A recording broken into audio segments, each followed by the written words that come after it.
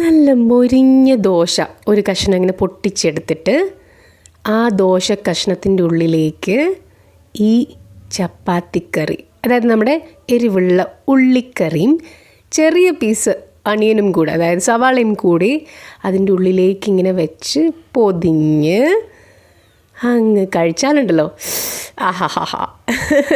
Welcome to my little happiness by Pooja. ഇന്ന് നമ്മളൊരു ചപ്പാത്തിക്കറിയാണ് ഉണ്ടാക്കാൻ പോകുന്നത്, ഉള്ളിക്കറി. ഓക്കെ, ഇത് പലരും വീട്ടിൽ ഉണ്ടാക്കിയിട്ടുണ്ടാവാം, പക്ഷേ ഞാൻ ഇന്ന് പറഞ്ഞു തരാൻ പോകുന്നത് വളരെ ഈസി ആയിട്ട് 5 മിനിറ്റിൽ ഉണ്ടാക്കാവുന്ന ഉള്ളിക്കറിയാണ്. ഓക്കെ, അതിന് നമ്മളിപ്പോൾ എടുത്തിരിക്കുന്നത് 4 ഉള്ളിയാണ്. നിങ്ങളുടെ വീട്ടിൽ എത്ര പേരുണ്ടെന്ന് വെച്ചാൽ അതിനനുസരിച്ച് ഉള്ളി എടുക്കുക. പിന്നെ വേണ്ടത് നമുക്ക് വെളുത്തുള്ളിയാണ്, ഒരു 6-7 അല്ലി. പിന്നെ കറിവേപ്പില. ഇത്രയാണ് മെയിൻ ആയിട്ടുള്ള ഇൻഗ്രീഡിയൻസ്. നമ്മളിതിൽ പച്ചമുളക് ചേർക്കുന്നില്ല കേട്ടോ, നിങ്ങൾക്ക് വേണമെങ്കിൽ ചേർക്കാം. അപ്പോൾ ഈ ഉള്ളി നമുക്കൊന്ന് നന്നായിട്ട് കച്ചേന്ന് നല്ല തിന്നായിട്ട് നമുക്ക് കട്ട് ചെയ്തെടുക്കാം.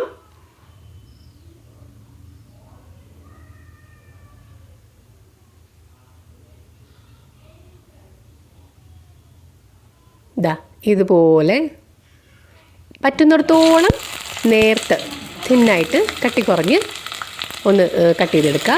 എന്നിട്ട് നല്ലോണം എണ്ണ വേണം കേട്ടോ ഇതിന്. എണ്ണയിൽ കിടന്നാണ് ശരിക്കും ഇത് മൊരിഞ്ഞ് എടുക്കേണ്ടത്. വെളിച്ചെണ്ണ ആവാം, അല്ലെങ്കിൽ സൺഫ്ലവർ ഓയിൽ ആവാം. ഇത് മൊരിഞ്ഞ് കിട്ടാനായിട്ട് നമ്മൾ ഉപ്പ് ഓൾറെഡി നേരത്തെ തന്നെ ആഡ് ചെയ്യുക. ഈ ഉള്ളിയിലേക്ക് ഉപ്പിടുന്ന സമയത്ത് എന്താണെന്നറിയില്ല, എനിക്ക് കലാഭവൻ മണിച്ചേട്ടനെ ഓർമ്മ വരും. അതെന്താണെന്നറിയോ, കലാഭവൻ മണിച്ചേട്ടൻ്റെ ആ ഒരു ഫ്രണ്ട്സ് എല്ലാവരും കൂടി കൂടുന്നൊരു സ്ഥലം ഉണ്ടായിരുന്നല്ലോ, അവിടെ വെച്ച് അദ്ദേഹം കുക്കിംഗ് ചെയ്യുന്നൊരു വീഡിയോയിൽ പറയുന്നുണ്ടായിരുന്നു, ഉള്ളി പെട്ടെന്ന് മൊരിഞ്ഞ് കിട്ടാനായിട്ട് ഉപ്പ് ചേർത്താൽ മതി എന്ന് പറയുന്നത്. അതെൻ്റെ മൈൻഡിൽ എപ്പോഴും കിടക്കുന്നുണ്ട്. അതുകൊണ്ട് എപ്പോൾ ഞാൻ ഉള്ളിയിൽ ഉപ്പ് ചേർക്കുമ്പോഴും എനിക്ക് മണിച്ചേട്ടനെ ഓർമ്മ വരും. അതൊരു വല്ലാത്ത വിയേർഡായിട്ടുള്ളൊരു സംഭവമായിട്ട് നിങ്ങൾക്ക് തോന്നാം, പക്ഷെ എന്തായാലും.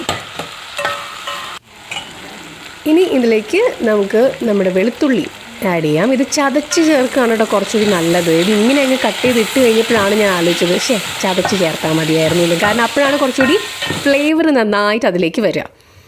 ആ വെളുത്തുള്ളി ചേർത്ത് കഴിയുമ്പോഴേക്കും തന്നെ ഉണ്ടല്ലോ നല്ലൊരു സ്മെല്ല് വരും. ആഹാഹാ, ഉള്ളിയും വെളുത്തുള്ളിയും കൂടെ നല്ല കോമ്പിനേഷനാണ്. ഇനി ആ വെളുത്തുള്ളിയുടെ പച്ചമണം മാറിക്കഴിയുമ്പോൾ നമുക്ക് മഞ്ഞൾപ്പൊടി ഇടാം. മഞ്ഞൾപ്പൊടി ഞാൻ സാധാരണ കറികളിലൊക്കെ നന്നായിട്ട് മഞ്ഞൾപ്പൊടി ചേർക്കും. ഒരു ചെറിയ സ്പൂൺ മഞ്ഞൾപ്പൊടി ഫുള്ളായിട്ടിടാം. പിന്നെ നമുക്ക് കാശ്മീരി ചില്ലി പൗഡറാണ് ഉപയോഗിക്കുന്നത്. അത് 1 സ്പൂൺ 1.5 സ്പൂൺ വരെ വേണമെങ്കിൽ നമുക്ക് ആഡ് ചെയ്യാം. ടേബിൾ സ്പൂണാണ് കേട്ടോ. അപ്പോൾ നല്ലൊരു കളറും കിട്ടും, എന്നാൽ എരിവും ഉണ്ടാവില്ല. ഇനി ആ ഒരു മുളക് പൊടി നമ്മൾ ചേർത്തിട്ടില്ലേ, അതൊന്ന് നന്നായിട്ട് വരണ്ട് വന്നു കഴിയുമ്പോഴേക്കും നമുക്ക് മല്ലിപ്പൊടി ചേർക്കാം. 2 വലിയ സ്പൂൺ മല്ലിപ്പൊടിയാണ് ഇതിലേക്ക് ചേർക്കുന്നത്. അപ്പോൾ ഇതിൽ നമ്മൾ വളരെ കുറച്ച് ഇൻഗ്രീഡിയൻസ് മാത്രമേ ചേർക്കുന്നുള്ളൂ. ഉള്ളി, വെളുത്തുള്ളി, കറിവേപ്പില, മഞ്ഞൾപ്പൊടി, കാശ്മീരി ചില്ലിപ്പൊടി, പിന്നെ നമ്മുടെ മല്ലിപ്പൊടി ഞാൻ പറഞ്ഞല്ലേ, ഓക്കെ, മല്ലിപ്പൊടി, മുളക് പൊടി, മഞ്ഞൾപ്പൊടി, ഇത്ര മാത്രമേ നമ്മൾ ഇപ്പോൾ ചേർത്തിട്ടുള്ളൂ. അപ്പോൾ ഈ കറിവേപ്പില നമ്മൾ ഇടയ്ക്കിടയ്ക്ക് ചേർത്ത് കൊടുക്കുന്നത് നല്ലതാണ് കേട്ടോ. അങ്ങനെയാണ് ഞാൻ ചെയ്യാറ്, കാരണം അതിൻ്റെ ഒരു ഫ്ലേവർ അപ്പോൾ നന്നായിട്ട് കിട്ടാറുണ്ട്. അപ്പോൾ ഉള്ളി നമ്മൾ ആദ്യം ഇട്ട സമയത്ത് തന്നെ കറിവേപ്പില അതിൻ്റെ കൂടെ ഇടുക, ഉപ്പിൻ്റെ കൂടെ കറിവേപ്പിലയും കൂടെ അങ്ങ് ആഡ് ചെയ്യുക. എന്നിട്ട് പിന്നെ ഇപ്പം ഞാൻ വീണ്ടും ചേർത്തു. ഇപ്പം ഞാൻ ചേർത്ത ഗരം മസാലയാണ് കേട്ടോ. അത് ഏത് ഗരം മസാല വേണമെങ്കിലും നിങ്ങൾക്ക് യൂസ് ചെയ്യാം. സാധാരണ ഗരം മസാലയോ അല്ലെങ്കിൽ മീറ്റ് മസാലയോ ഒക്കെ ചേർക്കാം. ഈ പാലൊഴിക്കാത്ത പരിപാടി എനിക്കില്ല എന്ന് നിങ്ങൾ ആലോചിക്കുന്നുണ്ടാവും അല്ലേ. സത്യം പറഞ്ഞാൽ ഈ വെള്ളം ചേർത്ത് കറി ഉണ്ടാക്കുന്നതിനേക്കാളും ടേസ്റ്റ് പാല് ചേർക്കുമ്പോഴാണ്. നിങ്ങളതൊന്ന് ട്രൈ ചെയ്ത് നോക്കൂ കേട്ടോ, നിങ്ങൾക്ക് എന്തായാലും ഇഷ്ടപ്പെടും. ഒരു നല്ല തിക്കായിട്ടുള്ള ഗ്രേവിയൊക്കെ ഉണ്ടാക്കണമെന്നുണ്ടെങ്കിൽ നമുക്ക് പാലാണ് കൂടുതൽ നല്ലത്. അപ്പോൾ ഞാനിപ്പോൾ വെള്ളം ചേർത്ത് കറി ഉണ്ടാക്കൽ നിർത്തി പാല് ചേർത്താണ് എപ്പോഴും കറി ഉണ്ടാക്കുന്നത്. എനിക്ക് നല്ലൊരു ടേസ്റ്റ് കൂടുതലായിട്ട് തോന്നുന്നുണ്ട് അങ്ങനെ ചേർക്കുമ്പോൾ.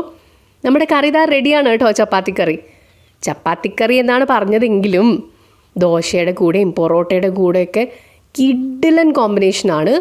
അപ്പം നമുക്കിപ്പോൾ തൽക്കാലം മൊരിഞ്ഞ ദോശ ഞാൻ റെഡിയാക്കി വെച്ചിട്ടുണ്ട്. അപ്പോൾ ആ ദോശയുടെ കൂടെ നമുക്കൊരു പിടിച്ച് നോക്കാം. ആഹാഹാ, ആ എണ്ണയിൽ കിടന്ന് മൊരിഞ്ഞ ഉള്ളിക്കറി കൂട്ടി ഒരു മൊരിഞ്ഞ ദോശക്കഷ്ണം ഞാൻ കഴിക്കുകയാണ്. അതിലേക്ക് ഒരു സവാള കഷ്ണം കൂടെ അങ്ങ് വയ്ക്കണം കേട്ടോ. അപ്പോഴേ ആ കഴിക്കുമ്പോൾ ഒരു രസം ഉണ്ടാവുള്ളൂ. അപ്പോൾ അത് ആ ദോശക്കഷ്ണം ഇങ്ങനെ ആ കറിയിൽ പൊതിഞ്ഞ് ഒരു ഉള്ളിക്കഷ്ണം ഉണ്ട് അതിനകത്ത് അങ്ങ് കഴിച്ചാലുണ്ടല്ലോ ആഹാ. കൂടെ ഒരു ജിഞ്ചർ ടീയും കൂടെ ഉണ്ടെങ്കിൽ, കട്ടൻ ചായയിൽ ജിഞ്ചർ ഇട്ടതും കൂടി ഉണ്ടെങ്കിൽ ഉണ്ടല്ലോ, എൻ്റെ ദൈവമേ, സംഭവം കിഡിലനാവും. പുറത്ത് കുറച്ച് മഴയും പെയ്യുന്നുണ്ടായിരുന്നു. ഞാൻ എന്തായാലും ഈ സംഭവം ഭയങ്കരമായിട്ട് എൻജോയ് ചെയ്തു. നിങ്ങളും തീർച്ചയായിട്ടും ട്രൈ ചെയ്ത് നോക്കുക. ഈ ഒരു കോമ്പിനേഷൻ ചപ്പാത്തിയുടെ കൂടെയോ ദോശയുടെ കൂടെയോ പൊറോട്ടയുടെ കൂടെയോ ഈ ഒരു ഈസി കറി ട്രൈ ചെയ്ത് നോക്കിയിട്ട് എങ്ങനെയുണ്ടെന്ന് പറയാം. ഓക്കെ, അപ്പോൾ ഇഷ്ടപ്പെട്ടാൽ റെസിപ്പി ലൈക്ക് ചെയ്യുക, ഷെയർ ചെയ്യുക, കോമൻറ്റ് ചെയ്യുക. ഒപ്പം സബ്സ്ക്രൈബ് ബട്ടൺ പ്രസ് ചെയ്യാൻ മറക്കരുത്. ബെല്ലൈക്കണും പ്രസ് ചെയ്യണം. ഓൾ എന്ന ഓപ്ഷനാണ് നിങ്ങൾ ഓപ്റ്റ് ചെയ്യേണ്ടത്. എങ്കിലാണ് ഞാൻ വീഡിയോസ് ഇടുമ്പോൾ നിങ്ങൾക്ക് നോട്ടിഫിക്കേഷൻ കിട്ടുക. അപ്പോൾ പറഞ്ഞ പോലെ എല്ലാവരും ടേക്ക് കെയർ. ബൈ.